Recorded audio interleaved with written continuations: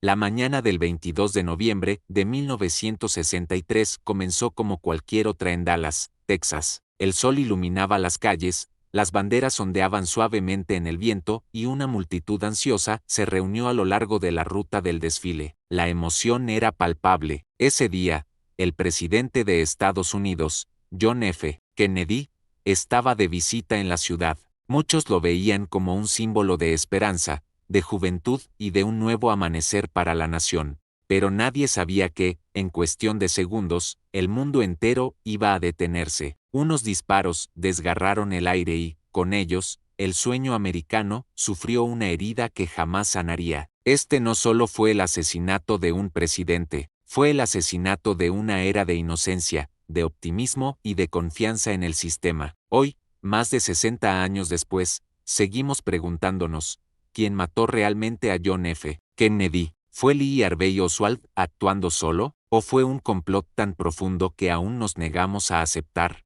Acompáñame a descubrir una de las historias más impactantes y enigmáticas de la historia contemporánea. John Fitzgerald Kennedy, conocido como JFK, nació en 1917 en Brookline, Massachusetts. Era hijo de una familia poderosa y acaudalada, los Kennedy. Desde pequeño, John destacó por su carisma, su inteligencia y su deseo de servir.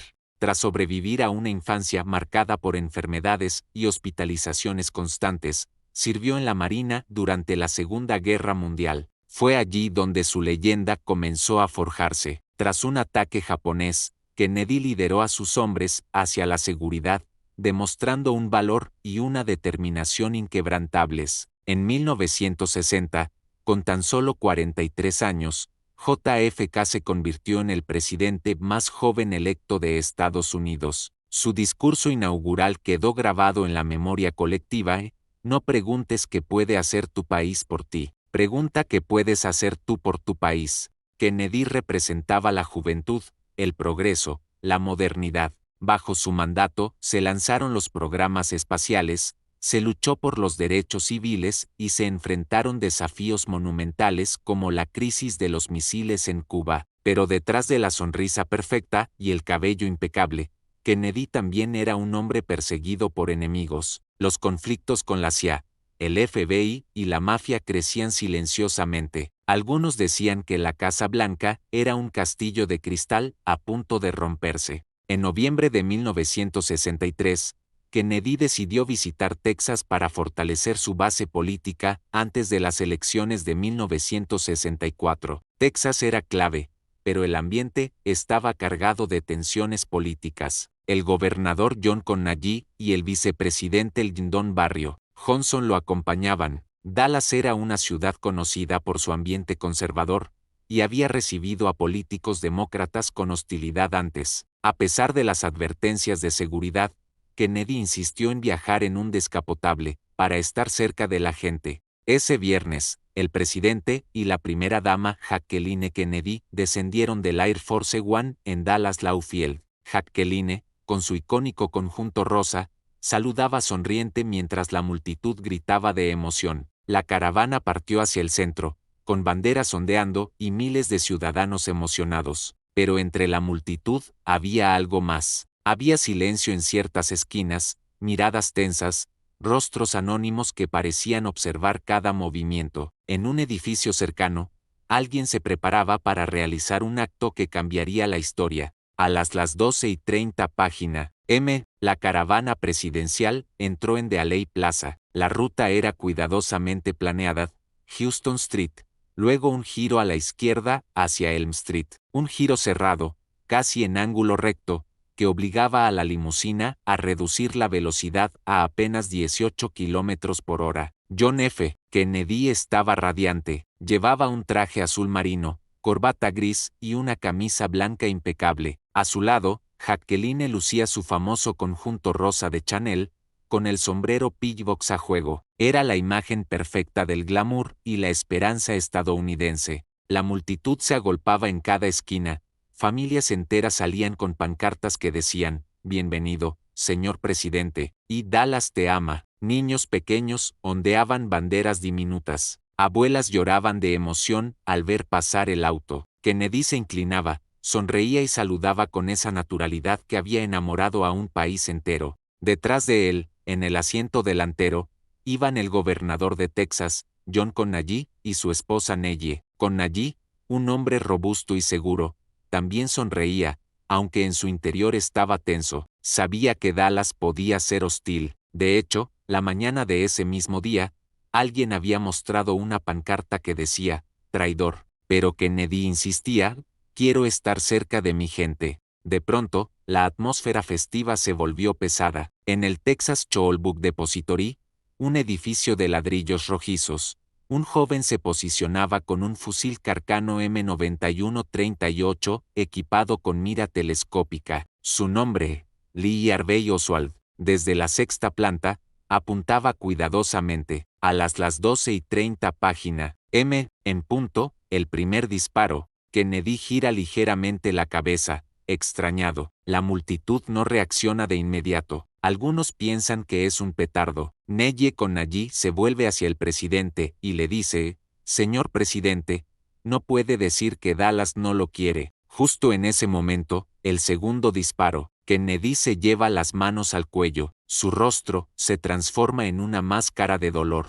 Jacqueline, confundida, se inclina hacia él. ¿Qué pasa, Jack? El gobernador Connally también es alcanzado. La bala entra por su espalda, fractura una costilla, perfora su muñeca y termina alojada en su muslo. Se desploma hacia adelante, gritando, Dios mío, me han dado. Y entonces, el tercer disparo, el más devastador, impacta en la cabeza de Kennedy. El cráneo se fragmenta, salpicando sangre y materia cerebral por todo el asiento trasero. Jacqueline grita. Su grito atraviesa la multitud como un cuchillo invisible. La reacción de Jacqueline es instintiva y desgarradora. Trepa sobre el maletero del coche, intentando agarrar fragmentos de cráneo, como si pudiera reconstruir a su marido en un acto desesperado de amor. Un agente del servicio secreto, Clint Hill, salta hacia la parte trasera y empuja a Jacqueline de vuelta al asiento, cubriéndola con su cuerpo mientras grita al conductor,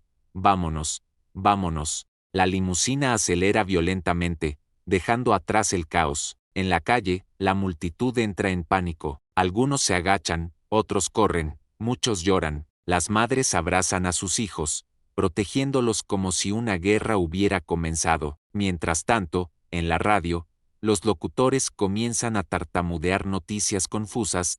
Parece que han disparado al presidente. No podemos confirmar si está herido de gravedad. En cuestión de minutos, la limusina llega al Parkland Memorial Hospital. Kennedy es trasladado a la sala de emergencias número 1. Los médicos intentan reanimarlo, pero es inútil.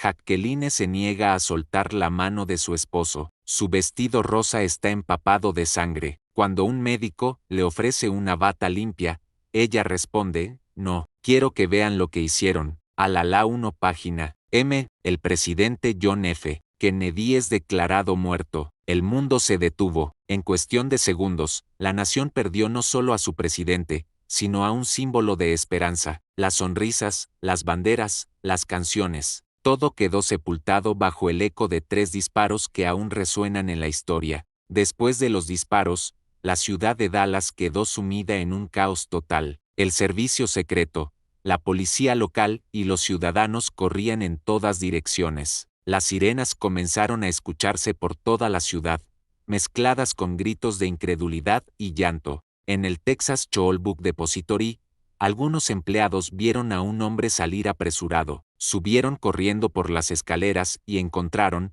en el 6º piso, un fusil abandonado junto a unas cajas de cartón acomodadas como una especie de escondite improvisado. En el suelo, casquillos de bala brillaban bajo la luz de la tarde texana. El tirador, Lee Harvey Oswald, había trabajado en ese edificio apenas semanas antes. Conocía bien el interior, las salidas y los horarios. Tras disparar, Oswald descendió tranquilamente, se detuvo en el 2º piso para tomar una Coca-Cola de una máquina expendedora y luego salió del edificio casi como si nada. Mientras tanto, la radio local comenzó a transmitir una alerta para toda la ciudad y se busca a un hombre joven, de aproximadamente 24 años, cabello castaño claro, complexión delgada, posible sospechoso en el asesinato del presidente. Oswald caminó hacia una pensión donde rentaba una pequeña habitación. Allí se cambió la camisa sudada,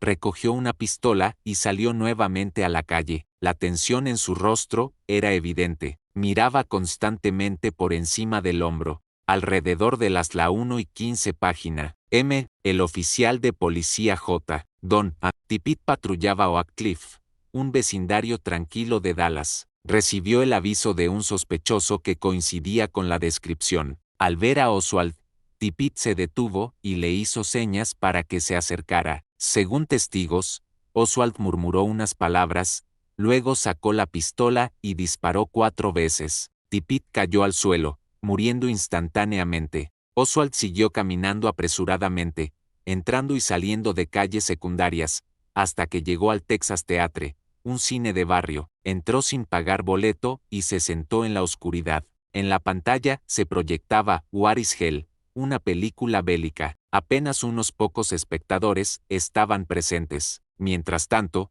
la policía comenzó a recibir llamadas. Un hombre entró corriendo al cine sin pagar. En minutos, varias patrullas rodearon el teatro. Los agentes ingresaron en silencio. Las luces seguían apagadas y la película continuaba. Algunos oficiales comenzaron a registrar fila por fila. Un policía se acercó a Oswald y le dijo, «Levántese». En ese momento, Oswald sacó la pistola y gritó, «Esto es todo». Un oficial le sujetó el brazo, otro lo golpeó en la cara, y entre varios lograron reducirlo. Mientras era esposado y sacado del cine, Oswald gritaba, «No he hecho nada, soy solo un chivo expiatorio». La multitud que se agolpó afuera del cine comenzó a insultarlo y pedir justicia. Muchos querían lincharlo en ese mismo instante. La imagen de Oswald esposado, con la cara magullada, comenzó a transmitirse en televisión. La nación observaba, atónita, como el supuesto asesino del presidente era llevado a la estación de policía. Durante los interrogatorios, Oswald mantuvo una actitud fría y desafiante. Se negó a firmar confesiones. Ante la prensa, reiteró, «No maté a nadie, no sé de qué me hablan, soy solo un chivo expiatorio». El 24 de noviembre, apenas 2 días después del asesinato de Kennedy, Oswald iba a ser trasladado de la estación de policía al centro penitenciario del condado. Era domingo por la mañana, y decenas de periodistas y camarógrafos estaban listos para grabar la salida en directo. Mientras Oswald era escoltado por un pasillo subterráneo, un hombre se abalanzó desde la multitud. En una fracción de segundo, un disparo retumbó. Oswald se estremeció, soltó un quejido ahogado y cayó al suelo. El atacante era Jack Ruby, un conocido dueño de un club nocturno en Dallas, con posibles conexiones con la mafia y la policía local. Ruby sostenía un revólver calibre .38 y tenía el rostro desencajado. Las cámaras captaron el momento exacto del disparo. Millones de estadounidenses lo vieron en vivo por televisión. Algunos gritaron frente a la pantalla, otros rompieron a llorar. Oswald fue llevado de urgencia al mismo hospital donde había muerto Kennedy apenas 48 horas antes, Parkland Memorial Hospital. Allí, a la 1:07 página, M. Lee Harvey Oswald fue declarado muerto. La muerte de Oswald añadió una capa aún más densa al misterio. Con su silencio, se llevaron posibles confesiones y explicaciones. ¿Fue Oswald realmente un asesino solitario? ¿Por qué Ruby decidió matarlo? ¿Lo hizo por venganza, por amor a Kennedy, o para silenciarlo antes de que hablara? El asesinato en vivo de Oswald sembró la semilla definitiva de la conspiración. La nación, ya herida, se sumió en un abismo de teorías, miedos y desconfianza que persisten hasta hoy. El presidente Lyndon Barrio Johnson creó la Comisión Warren para investigar el asesinato. Después de 10 meses, concluyó que Oswald actuó solo, sin ayuda ni conspiración. Según el informe, Oswald disparó 3 veces desde el 6º piso del Texas Shoal Book Depository. Uno de los disparos cerró, otro hirió a Kennedy y a Conallí, el llamado disparo mágico, y el tercero mató a Kennedy. La teoría del disparo mágico fue especialmente polémica. Según la comisión, una sola bala causó múltiples heridas en ambos hombres, siguiendo trayectorias casi imposibles. El público quedó profundamente dividido. Muchos aceptaron el informe oficial, pero otros comenzaron a dudar. ¿Cómo un francotirador mediocre podría ejecutar un tiro tan preciso? ¿Por qué asesinaron a Oswald tan rápido? ¿Qué sabía Jack Ruby? Desde el primer día, el asesinato de JFK se convirtió en un imán para teorías conspirativas. La teoría de la mafia. Algunos creen que la mafia orquestó el asesinato debido a la represión contra el crimen organizado liderada por el fiscal general Robert Kennedy, hermano de JFK. La teoría de la CIA. Otros sostienen que la CIA estaba furiosa por el fracaso en Bahía de Cochinos y las negociaciones con la URSS, y conspiró para eliminar a Kennedy. La teoría del complejo militar industrial. Kennedy se oponía a una expansión masiva de la guerra en Vietnam, lo que habría enfurecido a los altos mandos militares y fabricantes de armas. La teoría del Don Barrio. Johnson. Algunos apuntan al propio vicepresidente, quien se habría beneficiado directamente de la muerte de Kennedy. La teoría del segundo tirador.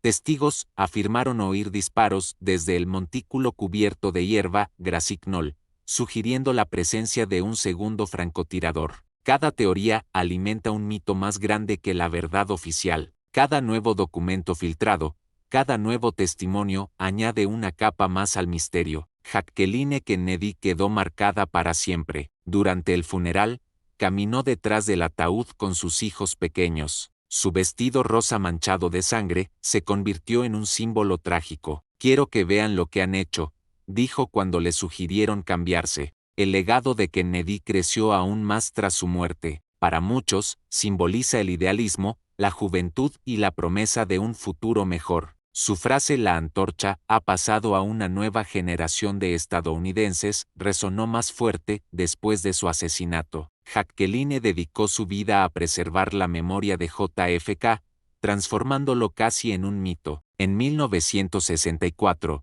comparó su presidencia con el mito artúrico de Camelot, diciendo: "Hubo un lugar breve y brillante, y ese fue Camelot". Décadas después, el gobierno estadounidense comenzó a desclasificar documentos relacionados con el asesinato. Muchos esperaban revelaciones definitivas, pero en lugar de respuestas, aparecieron nuevas preguntas. Algunos documentos insinuaron conexiones de Oswald con la KGB o con grupos anticastristas. Otros mencionan posibles operaciones encubiertas en México. Nada concluyente, pero suficiente para seguir alimentando el mito. Incluso en 2017 y 2018, cuando se liberaron más archivos, no se encontró una pistola humeante. El misterio persistía. La verdad completa, si existe, podría estar enterrada para siempre. O tal vez, aún espera a ser descubierta en algún archivo olvidado. Para las nuevas generaciones, el asesinato de Kennedy puede parecer un hecho lejano, pero su impacto sigue vivo. Marcó un antes y un después en la política estadounidense. Generó desconfianza hacia el gobierno, impulsó la cultura de la conspiración y reforzó la idea de que las fuerzas ocultas mueven los hilos. Culturalmente, el asesinato inspiró películas, series, libros y documentales. Desde JFK de Oliver Stone hasta teorías en Internet, el enigma se renueva con cada generación. En Dallas, la X pintada en el pavimento en Dealey Plaza señala el lugar exacto donde cayó el presidente. Cada día, turistas y curiosos se detienen allí. Algunos rezan, otros toman fotos, todos buscan un atisbo de sentido en ese instante congelado. El asesinato de John F. Kennedy no fue solo un crimen contra un hombre, sino contra un ideal. Fue el momento en que Estados Unidos perdió la inocencia. Hoy, cada nueva teoría, cada nuevo libro y cada nueva investigación nos recuerdan que, quizás, nunca sabremos toda la verdad, pero tal vez lo que importa no es solo quién disparó, sino porque el mito sigue vivo, porque más allá de las balas, lo que mataron aquel día en Dallas fue un sueño que, de alguna manera, seguimos persiguiendo.